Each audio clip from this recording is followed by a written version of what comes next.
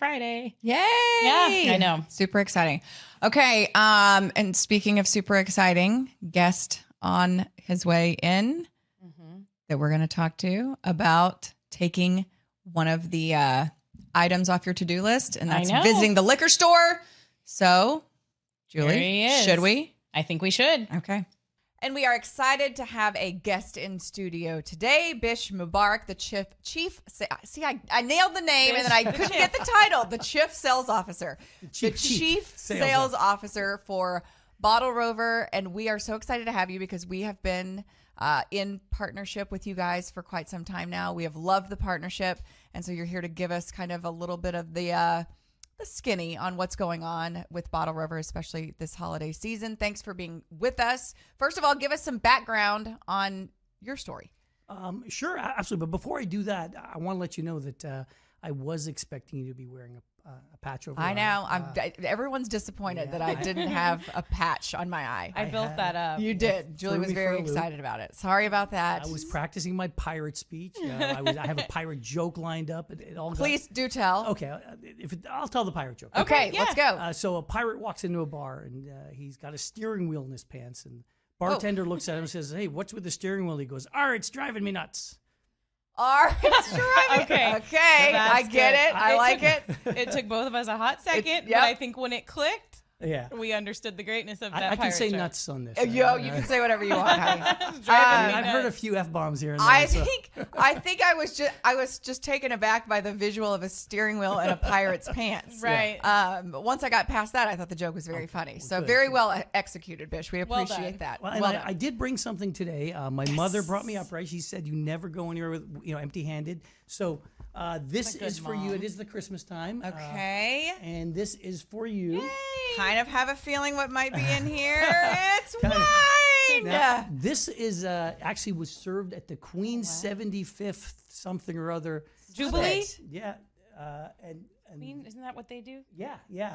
Jubilee. And so. Yeah. Oh my gosh. Well, thank you so much. You're very welcome. Now, I also did bring myself a gift here. This is my favorite wine. It's Camus. Okay. And I actually picked these up at the Specs right over here using our app for curbside pickup. So I'll tell you a little bit more about that. But this is the bottle I'd like to share with you guys today, so you can take those ones home. Oh. But maybe we can open this one and it is my favorite wine. Yes, Julie. If you guys are okay with Emily it. and I going, I will go. I mean, you don't have to tell me twice to go open some wine. Julie, your mom said to never show up empty-handed, and one of mine and Emily's rules is to never say no to a glass of wine. So our rules go hand in hand. That's so nice of you. Well, you're very welcome. You're very welcome. Thank you so much. It is Christmas time. It is that spirit. It is my favorite time of the year. Yeah. This is, without a question, I love Christmas. I've got two little kids. They're 8 and 10. Santa is coming soon. We've got the elf on the shelf that changes positions every day. Are you the elf on the shelf executor, or is it your wife? They're probably going to hear about this. Yes. So the elf does it by himself. He moves every night. He goes back to the North Pole, I guess, reports to Santa, and then comes back in. But all me. Yeah. No, that's very important. Our elf does the same thing. I don't know how they're able to fly all the way to the North Pole and back every single night. Magic. It is magical. But yeah, like Emily said, I guess tell us a little bit about how you found yourself with BottleRover. I know you mentioned that you're from Toronto and made your way here to the States and never looked back. Yeah, that is true. And by the way, just so you know, it's Toronto. We pronounce it that way. If you say Toronto, they know you're not from there. Really? I thought I was I was enunciating well. Toronto. It's a great city. And I grew up there. My parents actually moved there when I was 3 years old. They moved from the Middle East. And my dad was a worker in Saudi Arabia. So when you're born to a worker in Saudi Arabia, you don't have a citizenship. So I was 3, my sister was 6, my brother was 1. And, stuff kind of got ugly over there, so they ran away to Canada. And Canada took us, and I was lucky to be able to do that and grow up there. Yeah. And there was 8 of us living in a 2-bedroom apartment, which was awful. I didn't know it. I was 3 years old. Right. You just go with the flow at that point. You grow there. My parents always put on us, get a good education, find a good job, build yourself. So that's kind of where we went with that. And one of the things that, thank you. Cheers. Let's cheers. Cheers. See our cute little mom game wine glasses? Oh, they're fantastic. I know. Yeah. We should send you with some. We've got the hookups. Cheers, honey. So the Camus 2020 Cab, Napa Valley. Love it. Wine. Well, thanks so much. Okay, sorry, I didn't mean to interrupt with my wine delivery. So, I'm just like BottleRover. I just delivered your alcohol. Personal BottleRover. Look at that. Yeah. Okay. No, I just asked him about growing up in Toronto, and then he moved to the States. Okay. Yeah. So, I was growing Toronto. up. Toronto. Yeah. That's the way the locals say it. Toronto. I was growing up there, and I remember being, in kindergarten thinking, when I grow up, I want to be Batman, and not Bruce Wayne, Batman. Like that's the logic. And then you get a little older, and you're like, what do I want to do in my life? And by then, I wanted to play for the Maple Leafs. I was like, I'm going to be center ice for the Maple Leafs. I'm going to be center ice for the Maple Leafs. Oh, nice. And then high school comes along, and I'm not good enough to make my hockey team for high school. I'm not big enough to make my football team. Well, sports kind of got put to the wayside, and I was like, I'm going to be a lawyer. That's what I'm going to be. And went to college, did finish my first degree, and wrote the LSAT. But I had got this job that summer where I didn't know this at the time. It was in the newspaper, and for our younger listeners, that's a piece of paper that they put yesterday's news on. Could you imagine? I mean, today we have the magic of a cell phone that gives us everything at all times. I never thought about that. It was yesterday's news. So when you open up the paper, it's everything that happened the day before. It's all just like a moot point. The sports scores, the stock market, it was yesterday's. So it was terrible. But that's where we grew up in. And so, I took this, I saw this ad in the paper to make $30 an hour. And I'm like, wow, my last couple of jobs have been terrible. They're, retail or something like that. And when I went to that job, it turned out it was a door-to-door sales for commission only. Now, they didn't tell you that the moment you got there, but there was 100 people interviewing, and I got the job, and it turned out I was pretty good at selling. But what I learned from that job that summer was I learned about influence. I learned about the ability that there's an art and a science behind influencing people. So I started reading every book I could find on the topic, How to Win Friends and Influence People by Dale Carnegie. The 4 Agreements, how to sell, all these books on selling and then influencing. I did very well in sales, and I eventually left that company to form my own in 1998 in Alberta, where the Edmonton Oilers play in Edmonton. Now, I don't know if you know, but Edmonton is the farthest north, most populated city in the world. There's nowhere you can go further north and find, in the world, 1 million people. And I got there, it was right around Memorial Day, which is Victoria Day for them. And it was May. It was nice. And then October rolled around, and I was like, oh, I can't live here. This is way too cold. Yeah.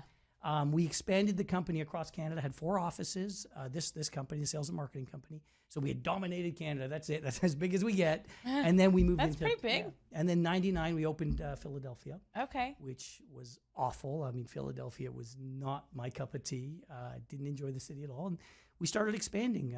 Next came Pittsburgh, then Cleveland, then San Diego, then Atlanta. And then 2002, I moved to Houston. Okay. And that was it. I was like, I'm sold. I want to live in Texas. The people, these are my people. They're friendly. They say good morning. There's that Southern hospitality.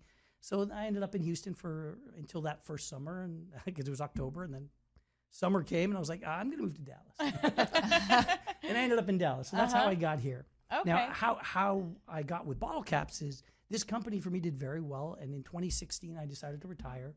I wanted to spend I had a 2-year-old and a 4-year-old at that point, and I wanted to spend more time with them because I'd been working 80-hour weeks for almost 20 years at that point.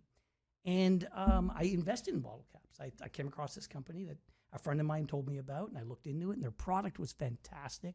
It was the ability to order wine, alcohol, and beer on an app. It's like, what? Okay, right fast, but just for clarification purposes, because I know, and just from the business perspective, whenever I do y'all's contracts, it's like bottle caps. Yes. And then BottleRover is part of Bottle Caps. So explain what Bottle Caps encompasses. So Bottle Caps is the company. It's the parent company, and it owns the product BottleRover. That's the app. So when I joined with them, or when I met them, I invested. And I thought this was really good, but I said, "Can I take a look at your sales?" For 20 years, I've been a sales guy. Built these companies and worked for some of the largest, energy telecom companies in the country, selling their products and marketing their products. So I said, "Let me take a look at your sales structure." And they had just finished building the app, and it was proof of concept, and it had 8 stores, 8. And for them, it was like, woohoo! Maybe we can hit 10 soon. And I said, well, no, we need 1,000 stores. And so I stepped in. They eventually made me the chief sales officer, but now we're over 1,500 stores.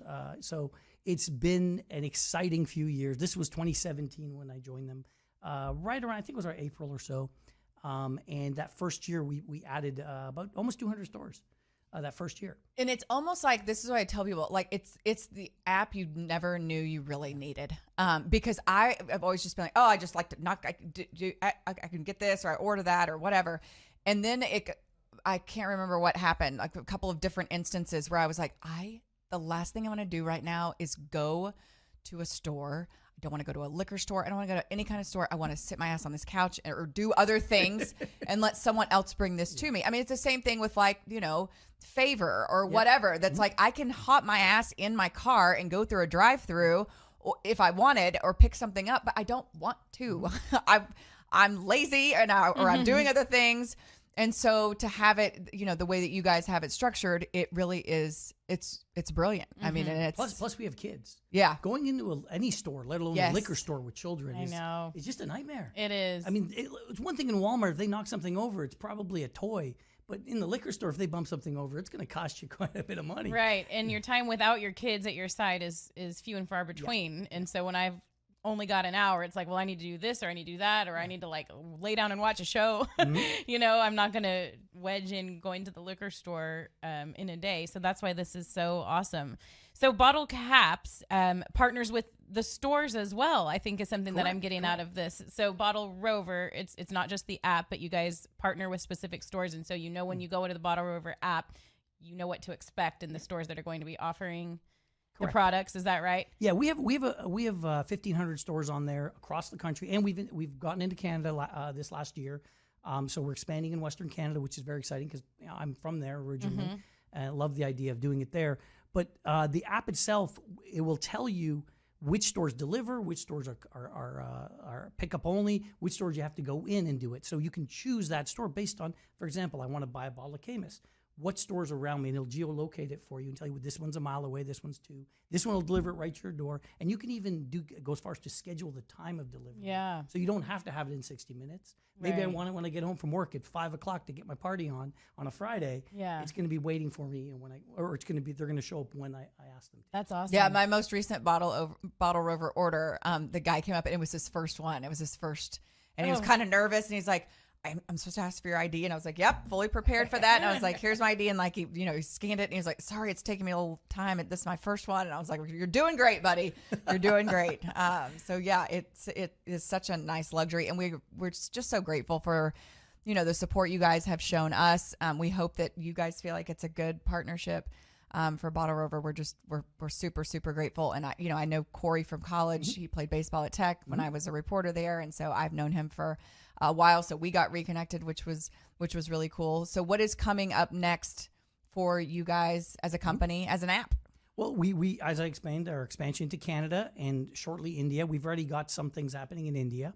That is, people are surprised to hear that's like the largest English-speaking country in the world now. Really? They all speak English, and there's a billion plus of them. So, so that's a big part of it. But our party planning portion is coming out. It's already started on the app, the first iteration of it. And you tell it, I have this many people coming on this date at this time, and this is what they drink, and this is how long my party is. And they'll say, okay, you need this many bottles of wine, you need this many, and then you can just click a button and order all that. Oh my gosh, that's insanity because I always struggle with that. Yeah. Like, God, how many do I account? What do I account for? You know what I mean? Like, that's gonna is everybody gonna drink a bottle? Am I screwed here? Like, what's happening? Yeah. And then for like a Super Bowl party, this is the next iteration. It's going to be coming in the next 6 months or so. You can actually set up almost like a wish list or a registry, and you can tell everybody, hey, go to my registry and BottleRover, and they choose which bottles you list all the ones you want to get. Wow. And everybody should bring a bottle, and they choose their bottle, and they pay for their portion of the sale, and then it's all delivered to you at one time. That's genius. Everybody, the day before or whenever. And so you're not waiting for the person to show up. Which drives me crazy as a host because I'm so OCD, and I'm like, I've got all my shit just how I want it, and then you come in here with your weird tray or your dumb bottle of wine that I don't like, whatever. No, I'm just kidding. So look out for that. So yeah, that's awesome. That's fantastic. Now, did we see that Ovechkin did 800, hit his 800? Yes, goal? he did. Yeah. Yes. Last night. I'm actually cheering against him. Sorry, Washington, but I grew up a huge Wayne Gretzky fan. There's a giant Wayne Gretzky signed shirt behind me on every one of my Zoom calls. And everybody says, "Oh, you like Gretzky?" Yeah, I love Gretzky. So I love the greatest of all time. You know, Gretzky. Of course, how could you not? Yeah, and I never thought that he would even come close. But he needs about 100 more, and he'll pass Gretzky. Yeah, if he can that's crazy. Isn't that nuts? That is nuts. Are you a Stars fan? I am. Now, I grew up a Toronto Maple Leafs fan, unfortunate as that is. But they're not here. The Stars are here. Well, I did go to the game last week. Okay. And I'm sorry to say it, but I was dressed for the one time a year that they show up in my blue Toronto. That's okay. You're from there. Otherwise, I wear my green. Actually, when I first moved to Dallas, I lived right next to the arena, and I would just go to so many games, just walk downstairs, go right. I think hockey is the greatest sport live. Yeah, it's so fun. I agree. The best. Yeah, we took my kids last year over the Christmas break, and this year we're taking them again this year. Julie, don't forget my tickets. Mental note. December 21st. December 21st over there. Yeah, super excited. And now I am a big hockey fan, but I also have become a big football fan over the years, especially living here in Dallas. I'm leading. I'm in the playoffs for our. I'm actually myself and Corey are 1 and 2 in our fantasy football. For Bottle Caps. Oh, nice. We're number 1 and 2. Bottle Caps league. And so we get to buy the first round. That's this weekend. And in my other league, I'm in the playoffs, so I want to win, and I'm actually playing Corey in that league. Okay. We're both in those 2 leagues. So it's. Do your kids have a fantasy team? They do not. They're 8 and 10. They like to say, "Oh, Sundays are for football with Daddy." They get that. Yeah. You know, I Saturdays we're together. We play all day. We have video games, everything. And then Sundays, leave Daddy alone while he's watching football. That's nice. Yeah. My son's got a team, and it's been really fun because that's been a good way for him to learn all about football. Henry's and all got one. Players. Henry's got one. And then I had to step in because we didn't have enough players. So he drafted a team for me. So he manages both of mine. No, he's running both of mine. I can't. Fantasy football makes me crazy. Yeah. It makes me crazy. I'm always like, stop talking about your fantasy team. Nobody cares about your fantasy team. I know. Nobody cares about you. And then we have kids. You forgot to play a guy. Don't forget. No one cares. No one cares. No one cares about your record. No one cares. But then I'm like, but now that Henry's into it, it kind of changes my perspective. I'm not such a jaded old, grumpy old woman. Yeah, it's pretty NFL. Fun. Good for them. For sure. I watch every game. I get that Sunday ticket. It's working. And I go from game to game, jumping around. I've got it on 2 TVs sometimes. It's brilliant. As a sales and marketing person, you got to appreciate what they've done. That's for sure. Well, Bish Mubarak, thank you so much for being with us. This was so fun. Thank you so much for the wine. I know. Cheers. So kind of you. Cheers. Merry Christmas. Happy Hanukkah. Happy Kwanzaa. Well, my mother brought me up right. I give all the credit to her. She did. She definitely brought you up right. Credit to your mama. We appreciate it. Okay.